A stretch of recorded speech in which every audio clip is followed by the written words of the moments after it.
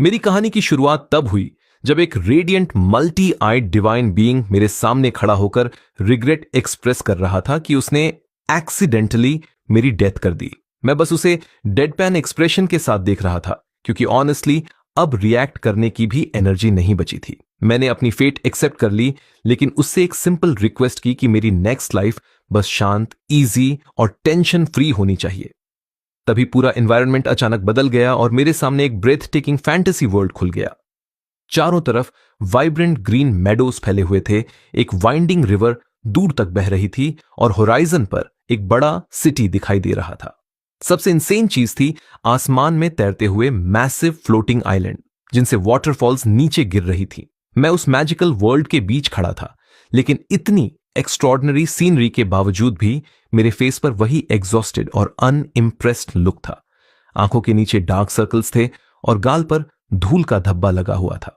मैं बस कहीं सोने की जगह ढूंढना चाहता था। इसी सोच के साथ मैं एक डेंस एन्चेंटेड फॉरेस्ट में चला गया, जहां giant ferns, glowing magical plants और ओवरसाइज्ड ल्यूमिनेसेंट मशरूम्स हर तरफ फैले हुए थे। मैं टायर्ड पोस्चर में चलते हुए बस यही बोल रहा था कि कहीं आराम से सोने की जगह मिल जाए। तभी मेरी जर्नी मुझे एक एक खुला मैदान तक ले गई, जहां मैसिव पेड़ों की जड़ें के बीच पूरी तरह से बसा हुआ एक कोजी वुडन केबिन मौजूद थी, जैसे वो मेरा इंतजार कर रही हो। सनसेट के टाइम मैं उस कैबिन के वुडन पोर्च तक पहुंचा और थकावट में ग्रोन करते हुए सीधे फेस फर्स्ट डेक पर गिर गया। थोड़ी देर बाद खुद को उठाया, वुडन डोर खोला और अंदर एंटर किया। अंदर जाते ही एक डिसएम्बॉडीड वॉइस ने मुझे ऑफिशियली मेरे नए होम में वेलकम किया। मैंने कैजुअली इंटरनेट एक्सेस के बारे में पूछा, लेकिन उस वॉइस ने समझाया कि मेरी सेफ्टी के लिए पूरे प्रॉपर्टी के अराउंड एक मैजिकल बैरियर लगाया गया है, ताकि मैं अपनी स्ट्रेंथ बिल्ड कर सकूं। जब मैंने अपने मॉडेस्टली फर्निश्ड रूम की विंडो से बाहर देखा, तो एक glowing blue dome shaped shield पूरे कैबिन और यार्ड को कवर करता दिखाई दिया। मुझे इंस्टेंटली रियलाइज हो गया कि इसका मतलब मुझे कभी भी बाहर जाने के लिए फोर्स नहीं किया जाएगा। बस यही सोचकर मैं खुशी से बेड पर फ्लॉप हो गया कि अब मुझे यहां से बाहर नहीं जाना है। कुछ समय बाद मैं अपने बेडरूम में खड़ा था और फर्श पर पैर टैप किया, जिससे नीचे हिडन ट्रैपडोर रिवील हो गया। उसे खोलते ही कलरफुल ग्लोइंग क्रिस्टल से इल्यूमिनेट होती एक सीक्रेट सीढ़ी नीचे डिम लाइट वाला आर्काइव की तरफ जाती दिखी। केयरफुली नीचे उतरते हुए मैं उस फॉगी रूम में पहुंचा जो बुक शेल्फ से भरा हुआ था। रूम के सेंटर में एक वुडन ट्रेनिंग डमी खड़ा था।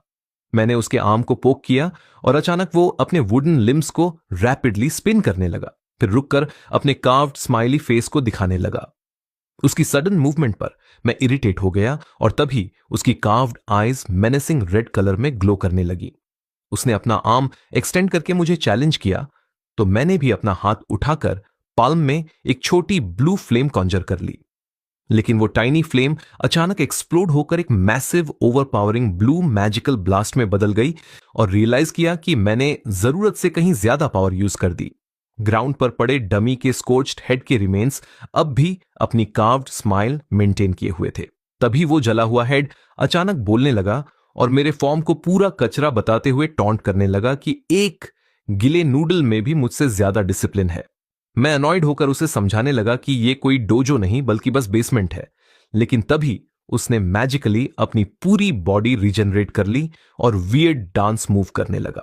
फिर उसने नया गंजा सिर और वुडन सोर्ड लेकर ड्रामेटिक पोज बनाया और चैलेंज किया कि अगर मुझे इस कैबिन में रहना है तो ड्यूल में उसे हराना पड़ेगा। मैं ऑलरेडी इतना थका हुआ था कि कैजुअली पूछ बैठा, क्या ये सब कल नहीं कर सकते? लेकिन उसने अचानक अटैक लॉन्च कर दिया। मैं आधी नींद में ही उसके सोर्ड स्ट्राइक्स बिना एफर्ट के डॉज करता रहा। फिर एक लंबा यॉन लेते हुए मैंने केयरलेसली हाथ फ्लिक किया और एक मैसिव येलो मैजिक ब्लास्ट निकल गई, जिसने डमी को वॉल पर दे मारा और वो पूरी तरह स्प्लिंटर्स में उड़ गया। बिना एक्स्ट्रा रिएक्शन दिए मैंने कामली अनाउंस किया कि मैं सोने जा रहा हूं और वैसे ही मुड़कर चला गया, जबकि उसके टूटे हुए वुडन पीसेस जमीन पर बिखरे पड़े थे। रिकॉर्ड रूम में शैटर्ड डमी के रिमेन्स के पास मुझे एक छोटा खजाने का बक्सा मिला, जिसके अंदर एक सिंगल गोल्डन कॉइन रखा था, जिस पर ग्लोइंग मैजिकल रहस्यमयी चिन्ह बने हुए थे। मैंने उसी कॉइन से अपने सामने अपीयर हुए होलोग्राफिक फूड मेन्यू को नेविगेट किया और एफर्टलेसली एक लार्ज पेपरोनी पिज्जा ऑर्डर कर दिया। अगले ही सेकंड वो पिज्जा स्मोक और लाइट के पफ के साथ आसपास टेबल पर मैजिकली इंप्लीमेंट हो गया।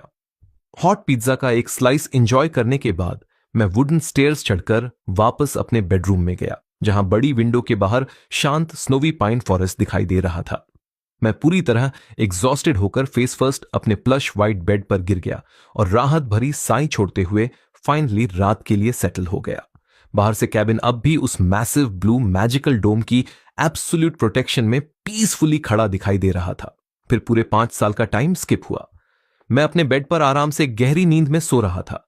तभी मेरे नाइट स्टैंड पर रखा ब्लू क्रिस्टल ग्लो करने लगा और सिस्टम की आवाज मुझे नए मॉर्निंग क्वेस्ट के लिए जगाने लगी। मैंने पूरा इग्नोर मारते हुए ब्लैंकेट वापस चेहरे पर खींच लिया, लेकिन आखिरकार मजबूरी में उठकर बाथरूम चला गया। वहां मिरर पर एक ग्लोविंग होलोग्राफिक नोटिफिकेशन पॉपअप हुई, जिसमें टीथ ब्रश करने का क्वेस्ट मिला।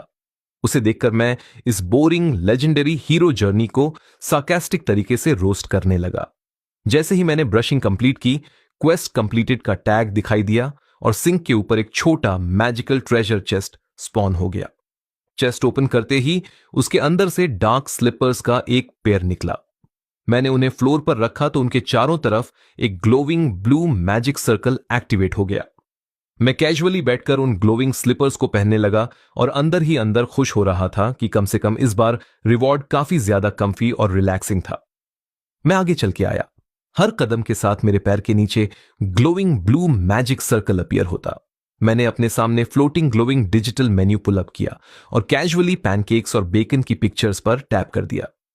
अगले ही सेकंड टेबल पर एक bright yellow magic circle glow करने लगा और स्मोक के छोटे पफ के साथ हॉट पैनकेक्स की फ्रेश प्लेट, ऊपर मेल्टिंग बटर और साइड में क्रिस्पी बेकन के साथ मैजिकली सामने आ गया हो।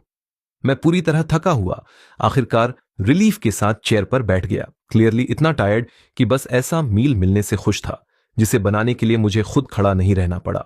खाने की तैयारी करते हुए मैंने एक स्ट्रेंज ग्लास बॉटल उठाई जिसके अंदर ग्लोविंग पर्पल लिक्विड भरा हुआ था। मैंने वो बॉटल झुका के पूरा ग्लोविंग पर्पल सिरप पैनकेक्स पर डाल दिया। गाढ़ा लिक्विड पूरे मील को कोट करते हुए उसे मैजिकल पर्पल लाइट में शाइन करने लगा। मैंने फोर्क से एक पीस काटा और बाइट लिया। चबाते हुए मैं थॉटफुल एक्सप्रेशन देने लगा क्योंकि उसका फ्लेवर बेहद अनयूजुअल था। तभी अचानक मेरी आईज उसी सिरप जैसी ब्राइट पर्पल लाइट में ग्लो करने लगी। मुझे रियलाइज हुआ कि वो स्ट्रेंज टेस्ट असल में प्योर मैजिकल एनर्जी थी। सीन धीरे धीरे उस ग्लोविंग पर्पल बॉटल पर फोकस करने लगा जो टेबल पर क्वाइटली रखी थी। मैं टेबल पर बैठा था और मेरी आईज अब भी मैजिकल मील की वजह से पर्पल ग्लो कर रही थी। तभी अचानक मेरी विजन बदल गई। मेरी नॉर्मल साइड के ऊपर एक clear ghost like image overlap होने लगी जिसमें सनी फॉरेस्ट दिखाई दे रहा था। उस स्ट्रेंज मैजिकल साइट के थ्रू मैंने वुड्स में क्वाइटली खड़े एक छोटे हिरन को देखा। विजन फेड हो गई और मैं इंस्टेंटली अनॉयड दिखने लगा। फोरहेड रब करते हुए फ्रस्ट्रेशन में पसीना आने लगा और सरकास्टिकली कंप्लेन किया कि अब तो नेचर भी मुझे एक सेकंड की पीस और प्राइवेसी नहीं दे रहा। उसी समय जंगल के बाहर एक विशाल डार्क मॉन्स्टर चमकती लाल आंखों के साथ एग्रेसिवली उस large bright blue magical shield को पंजा मार रहा था जो पूरे एरिया को प्रोटेक्ट कर रही थी। लेकिन मैं टेबल पर पूरी तरह काम बैठा रहा। आईज अब भी ग्लो कर रही थीं और मैं कैजुअली अपना मील कंटिन्यू करता रहा, फोर्क से बेकन उठाकर खाते हुए। ट्रांसपेरेंट विजन में वो एंग्री मॉन्स्टर फिर दिखाई दिया, लेकिन मुझे बिल्कुल भी डर नहीं लगा। उल्टा मैं थोड़ा इमेज्ड दिख रहा था। पूरी रिलैक्स टोन में मैंने कैजुअली होप किया कि शायद वो बीस्ट कुछ खाने का सामान लेकर आया हो, क्योंकि उसे बहुत लंबे टाइम तक बाहर वेट करना पड़ेगा। शील्ड वैसे भी ब्रेक नहीं होने वाली। बैरियर के बाहर वही मैसिव शैडो मॉन्स्टर वो एग्रेसिवली मिट्टी उड़ाते हुए डीप अंडरग्राउंड सुरंग करने की कोशिश करता है ताकि शील्ड के नीचे से स्लिप होकर मेरे तक पहुंच सके। मीनवाइल मैं टेबल पर कामली जूस का एसाइप ले रहा था और उसकी पूरी डेस्परेट मेहनत को टोटल इंडिफरेंस के साथ देख रहा था। अपना सिर हाथ पर टिकाकर मैं पूरी तरह बोर्ड। मैंने कैजुअली उसे पॉइंट आउट किया कि मैजिकल शील्ड एक परफेक्ट अनब्रोकन स्फीयर है, मतलब नीचे डिज करना कंप्लीट वेस्ट ऑफ टाइम है। वो अंडरग्राउंड बैरियर को फ्यूरियसली स्क्रैच करने लगा और फ्रस्ट्रेशन में लाउड एग्रेसिव रोर निकाल दिया, आखिरकार रियलाइज करते हुए कि उसका प्लान फेल हो चुका है। मॉन्स्टर को खुद को एग्जॉस्ट करते देखकर मैं टेबल से उठ गया। मैंने एक छोटी प्लेट उठाई।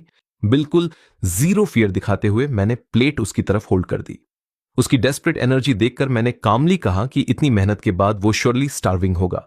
डार्क मॉन्स्टर इंस्टेंटली फ्रीज हो गया। उसने डिगिंग रोक दी और ऑफर्ड मील को इंटेंसली स्टेयर करने लगा। उसकी ग्लोइंग रेड आईज नैरो हुई, जैसे वो इस स्ट्रेंज काइंड जेस्चर को प्रोसेस कर रहा हो। बाहर वही विशाल शैडो बीस्ट बेसब्री से पैनकेक खाने लगा। जैसे ही उसने खाना फिनिश किया, उसका बॉडी श्रिंक होने लगी और वो ट्रांसफॉर्म होकर एक स्मॉल हार्मलेस लुकिंग ब्लैक पप बन गया, जिसकी ग्लोइंग रेड आईज अब भी शाइन कर रही थी। मैं दरवाजे से उसका ये ट्रांसफॉर्मेशन देख रहा था। उस टाइनी क्रीचर को एक्सपेक्टेंटली मेरी तरफ देखते हुए देखकर मैंने डिफीटेड सांस छोड़ी, लेकिन आखिरकार मिलनसार होकर मैंने उसे बताया कि वो अंदर आ सकता है, लेकिन स्ट्रिक्टली फ्लोर पर ही सोना पड़ेगा। मैं टर्न लेकर वापस इंडोर्स चला गया और छोटा शैडो पप खुशी से मेरे पीछे पीछे ट्रॉट करता हुआ अंदर आ गया। कुछ देर बाद मैं बाहर स्टेप्स पर बैठा था, तभी अचानक एक mechanical golden bird magical barrier को पार करते हुए सीधा उड़कर मेरे आउटस्ट्रेच्ड आर्म पर लैंड हुआ और मेरे हाथ में ग्लोइंग ब्लू एनवेल्प ड्रॉप कर गया। जैसे ही मैंने लेटर खोला, एक लॉन्ग व्हाइट बियर्ड वाले ओल्ड मैन का ग्लोइंग होलोग्राम ऊपर प्रोजेक्ट होने लगा, जो डेस्परेटली हीरो से आकर उनकी मदद करने की रिक्वेस्ट कर रहा था। मैंने बोला कि सेंडर सिंपल और मॉडर्न चीज जैसे ईमेल यूज क्यों नहीं कर सकते, लेकिन सीढ़ी पर बैठे बैठे गोल्डन मैकेनिकल बर्ड मेरे शोल्डर पर हॉप कर गया और अग्रेसिवली मेरी गाल और सिर को तेजी से चोंच मारने लगा। दर्द और एक्सट्रीम अनॉयंस में फ्लिंच करते हुए मैं अपने फेस को हैंड से प्रोटेक्ट करने लगा। आखिरकार उस रिलेंटलेस मैकेनिकल बर्ड से परेशान होकर मैंने हार मान ली। मैं जोर से मिशन एक्सेप्ट करने के लिए अग्री कर गया और बर्ड से कहा कि बस अब चोंच मारना बंद कर दे। मैं आखिरकार अपने स्मॉल शैडो पप के साथ कैबिन की मैजिकल बैरियर छोड़कर बाहर निकला, लेकिन सिर्फ 30 सेकंड्स बाद ही मैं एक कंफ्यूजिंग वुडन साइन पोस्ट के सामने रुक गया और रियलाइज किया कि मैं पूरी तरह गुम हो चुका हूं। बाहर निकलने का डिसीजन लेकर मुझे तुरंत रिग्रेट होने लगा। परेशान होकर एक रॉक पर बैठ गया और कॉम्प्लिकेटेड मैप निकालकर समझने की कोशिश करने लगा।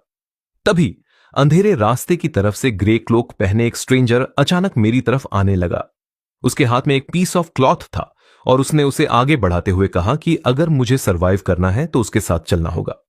मैं ज्यादा परेशान नहीं, बस टायर्ड था। मैंने कैजुअली हां कर ली, लेकिन कंडीशन रखी कि रास्ते में कोई और अटैकिंग बर्ड नहीं होना चाहिए। इसके बाद मैं, वो मिस्टीरियस स्ट्रेंजर और मेरा शैडो पप तीनों उस शैडो से ढका रास्ता पर साथ साथ आगे बढ़ने लगे। अचानक वो चोगा अजनबी मुड़कर मेरी तरफ देखता है और तब पता चलता है कि वो तो खूबसूरत वुमन है जिसके लंबे सिल्वर बाल हैं और उसका नाम प्रिंसेस अल्लारा था। वो मुझसे मदद मांगती है और मुझे हीरो कहकर बुलाती है। मैं पूरी तरह टायर्ड और अनइंटरेस्टेड एक्सप्रेशन के साथ उसे देखता हूं और पूछता हूं कि क्या मैं बस कोई नॉर्मल साइड कैरेक्टर नहीं बन सकता? प्रिंसेस अलारा मेरी बात को तुरंत रिजेक्ट कर देती है और मुझे तेज घूरने लगती है। कुछ ही देर बाद प्रिंसेस अलारा अब आर्मर पहने हुए थी और उसने मेरे जैकेट के हुड को पकड़कर मुझे फोर्सफुली कीचड़ रास्ते पर घसीटना शुरू कर दिया। हम जंगल से बाहर निकले और एक हिल तक पहुंचे जहां से नीचे एक खूबसूरत फार्मिंग गांव दिखाई दे रहा था। लगातार घसीटे जाने की वजह से मैं पसीना आ रहा था और फ्रस्ट्रेशन से भरा हुआ था। उसने कहा, बस आगे बढ़ते रहो क्योंकि हम लगभग पहुंच ही चुके हैं। प्रिंसेस अलारा ने अपना हाथ सीधा टाउन की तरफ पॉइंट कर दिया। प्रिंसेस अलारा मुझे पकड़कर गांव के भीड़भाड़ वाले बाजार की चहल पहल भरी कच्ची सड़क से लेकर जा रही थी। मैं पूरी तरह अपनी सारी एनर्जी खो चुका था।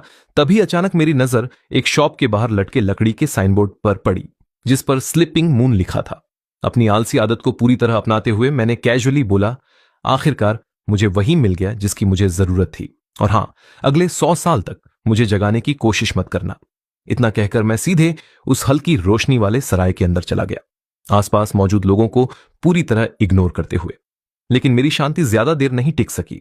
अपने बेहद खराब तरीके से जगाए जाने के बाद अब भी पूरी तरह भीगा हुआ, परेशान और थका हुआ मैं धीरे धीरे प्रिंसेस अलारा के पीछे एक लंबे मशालों से जगमगाते पत्थर के गलियारे से गुजर रहा था। आखिरकार हम एक भव्य सभा कक्ष में पहुंचे जहां एक लंबा लाल कालीन सीधे एक विशाल सुनहरे सिंहासन तक जा रहा था। उस सिंहासन पर एक बूढ़े गांव के मुखिया बैठे थे। मुखिया ने बड़े भव्य अंदाज में मेरा स्वागत किया और उत्साह के साथ घोषणा की कि भविष्यवाणी का लंबे समय से प्रतीक्षित नायक आखिरकार आ चुका है। मैं पूरी तरह बेअसर दिख रहा था और ठंडे पानी की वजह से अब भी हल्का कांप रहा था। मैंने सपाट आवाज में पूरे महान पल का माहौल बिगाड़ते हुए कहा, मैं तो बस इसलिए अंदर आया था क्योंकि मुझे कुछ सूखे कपड़े मिलने की उम्मीद थी। मेरी बात सुनते ही मुखिया का स्वागत भरा भाव तुरंत गायब हो गया और वह थके हुए अंदाज में ऊपर वाले से धैर्य की प्रार्थना करने लगे, जबकि राजकुमारी अलारा ने जोर से अपना माथा पकड़ लिया। मेरी पूरी तरह गैर नायकीय हरकत की वजह से गहरी शर्मिंदगी और झुंझलाहट महसूस करते हुए गांव के मुखिया स्टार्स और एक एंशियंट प्रोपेसी के बारे में एक बड़ा ड्रामेटिक स्पीच देना शुरू करते हैं, लेकिन मेरी आइज तो पहले ही बंद हो चुकी थी। मेरा माइंड धीरे धीरे ड्रीम में खोने लगता है। उस ड्रीम में मैं एक ब्राइट सनी स्काई में फ्लोट कर रहा था, जहां चारों तरफ फ्लोटिंग आइज दिखाई दे रही थी। तभी 3 गोल्डन आइज वाला एक ग्लोविंग डिवाइन बीइंग मेरे सामने अपीयर होता है। वो बड़े कामली मुझसे पूछता है कि मैं अपनी नई इजी लाइफ को कितना एंजॉय कर रहा हूं, लेकिन मैं उस मोमेंट की पूरी मैजेस्टी को मिस करते हुए टायर्ड टोन में कंप्लेन करता हूं कि यहां बहुत ज्यादा चलना पड़ता है और अपने एक्सपीरियंस को 10 आउट ऑफ 10 की जगह 0 आउट ऑफ 10 दे देता हूं। मेरी बात सुनकर वो डिवाइन बीइंग बस चुपचाप अपनी आईज क्लोज कर लेता है, जैसे उसे गहरी डिसअपॉइंटमेंट हुई हो।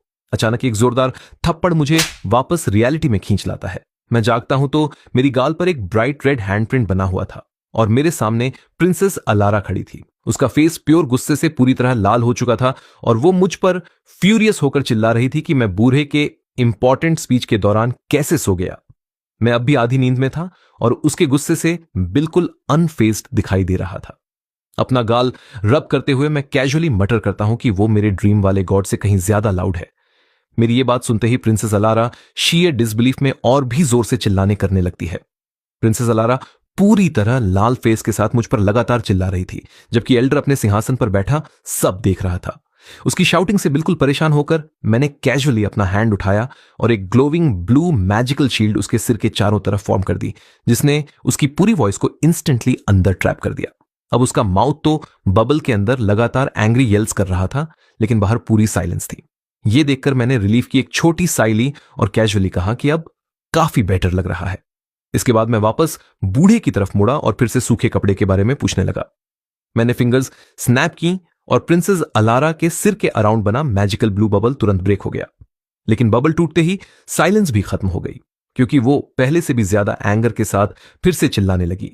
इस बार उसकी वॉइस इतनी इंसेनली लाउड थी कि ऐसा लग रहा था जैसे साउंड स्टोन वॉल से बाउंस होकर पूरे हॉल में गूंज रही हो। उस ओवरवेलमिंग नॉइज से मेरे कानों में पेन होने लगा और मैंने इंस्टेंटली अपने कान कवर कर ली। अपनी मिस्टेक रियलाइज करते हुए मैं उसकी स्क्रीम्स के ऊपर चिल्लाकर कहता हूं कि वो बबल हटाना एक बड़ी मिस्टेक थी और अब मेरे कान को ऐसा लग रहा है जैसे उनसे खून निकलने वाला हो। बूढ़े ने अपने स्टाफ को जमीन पर टैप किया, जिससे फ्लोर पर एक ग्लोविंग मैजिकल सर्कल अपीयर हो जाता है। सबके सामने एक टॉल पॉइंटेड माउंटेन दिखाई देने लगता है। बूढ़ा मुझे बताता है कि दुनिया को बचाने के लिए मेरा ग्रैंड मिशन है माउंट स्नूज पर चढ़ना और वहां से legendary pillow of eternal rest को वापस लाना। यह सुनते ही पहली बार मेरी आईज एक्साइटमेंट से चमक उठती है। जैसे ही मुझे पता चलता है कि मेरी क्वेस्ट एक लेजेंडरी पिलो ढूंढने की है, मैं तुरंत खुशी खुशी अग्री कर जाता हूं, क्योंकि आखिरकार मुझे लगता है कि यह एक ऐसी मिशन है जो सच में मेरे लायक है। प्रिंसेस अलारा, जो मेरी लेजीनेस को अच्छी तरह जानती थी, अपने आर्म्स फर्मली क्रॉस करके कहती है कि वो भी मेरे साथ आएगी ताकि ये इंश्योर कर सके कि मैं रास्ते के किनारे कहीं सो न जाऊं। मैं बिल्कुल परेशान ना होकर उसकी बात मान लेता हूं, लेकिन एक कंडीशन रखता हूं कि सारे स्नैक्स वहीं उठाएगी। उसी दौरान मेरा कंपेनियन उछलकर मेरे शोल्डर पर बैठ जाता है।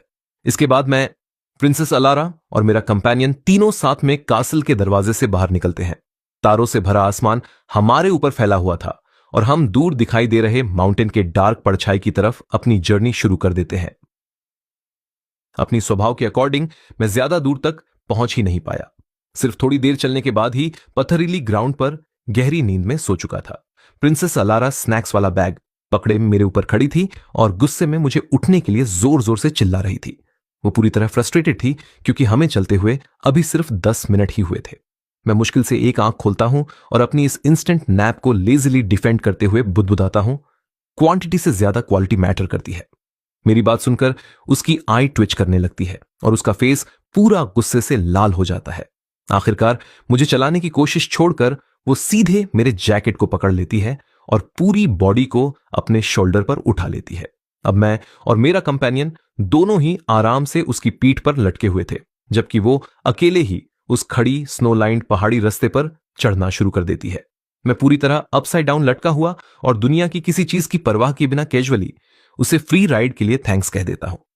तारों से भरे आसमान के नीचे खड़ी माउंटेन की फ्रीजिंग स्नोई छोटी दिखाई देने लगती है।